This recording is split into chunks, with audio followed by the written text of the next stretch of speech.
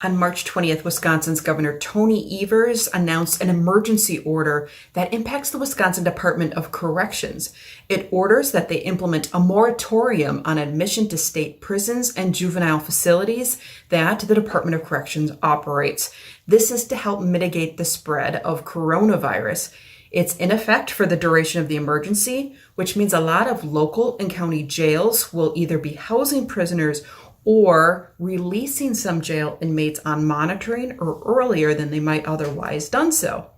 Why are we talking about this on a channel that talks all about healthcare and coverage issues? Well, there are implications for how coverage can be impacted based on how you are defined or classified.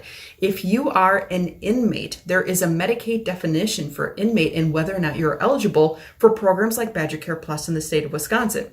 Inmate is defined as a prisoner in a jail, prison, or other correctional facility.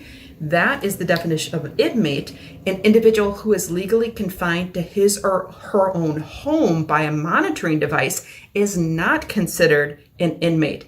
That means that they are eligible for BadgerCare Plus. If you are living in your own home under monitoring by a jail or a prison system, you are eligible for BadgerCare Plus. Now, individuals who are inmates of a public institution are therefore not eligible for BadgerCare Plus unless you meet some exceptions, such as some very specific Huber release criteria, some prenatal criteria, or other inpatient exceptions. In a time of coronavirus, it's important to access healthcare and coverage. Even though some of these definitions and rules are very deep in the weeds, there are populations that are legally entitled to health coverage.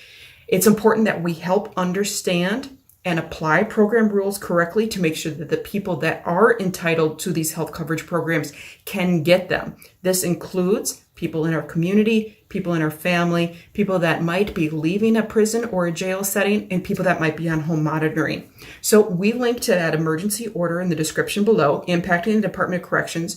We also give you that BadgerCare Plus rule that includes the definition of inmates, so you can understand which population is eligible for BadgerCare Plus and which are not.